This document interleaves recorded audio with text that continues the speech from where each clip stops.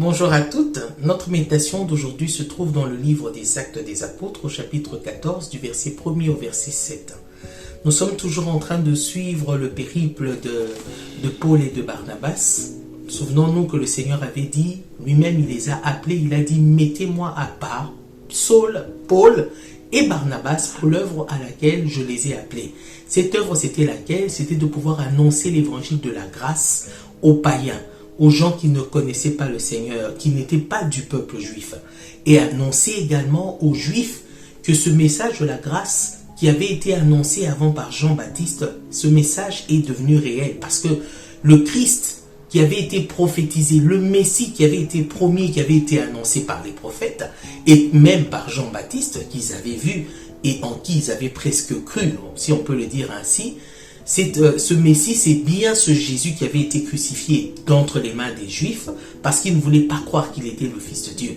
Et ce Jésus a été crucifié pour qu'à travers lui se manifeste le salut, la grâce qui avait été préparée par notre Dieu. Et ce message a été prêché. Évidemment, on a vu des réactions. Déjà, au chapitre 13, on a vu plusieurs sortes de réactions. Il y en a qui ont cru, il y en a d'autres qui n'ont pas voulu croire.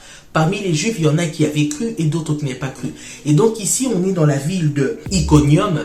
Paul et Barnabas sont arrivés à nouveau là-bas. Et là encore, ils ont prêché la parole. Et il y en avait qui avaient cru parmi les Juifs et d'autres qui n'avaient pas cru.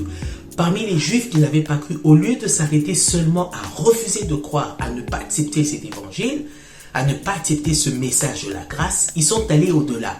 Ils ont suscité la haine contre Paul. Ils ont voulu les monter contre Paul. Et même, il y avait même un projet de lapidation contre Paul et Barnabas. Ils voulaient les mettre à mort pour les arrêter dans ce qu'ils annonçaient comme message de la grâce. Mais j'aime ce que la Bible dit, c'est que malgré, au tout début, malgré ces menaces, malgré cette hostilité, malgré le fait qu'on avait monté les gens contre eux, la Bible dit qu'ils sont encore restés là. Néanmoins, Paul et Barnabas prolongèrent leur séjour dans cette ville. Ils ont prolongé leur séjour dans cette ville et ils ont continué à annoncer cette parole avec assurance parce qu'ils s'appuyaient, ils continuaient à se confier en Dieu, dans le Dieu qui prêchait, ils croyaient en lui.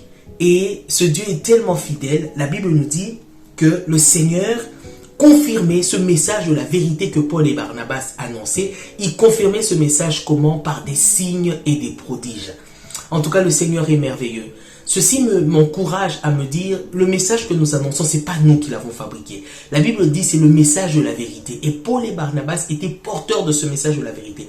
Malgré l'hostilité qu'ils rencontraient, ils ont continué à prêcher. Malgré qu'on a suscité des gens contre eux, ils ont continué à prêcher. Ça, ce sont les genres de réactions que nous aurons lorsque nous prêchons la parole. Non seulement qu'il y aura des gens qui vont négliger, refuser ce qu'on est en train d'annoncer, mais ils peuvent même faire une propagande contre nous et contre cette parole. Et nous le vivons aujourd'hui, il n'y a pas besoin de dire plus. Nous le vivons aujourd'hui, une hostilité vis-à-vis de tout ce qui est chrétien, vis-à-vis de tout ce qui est Christ.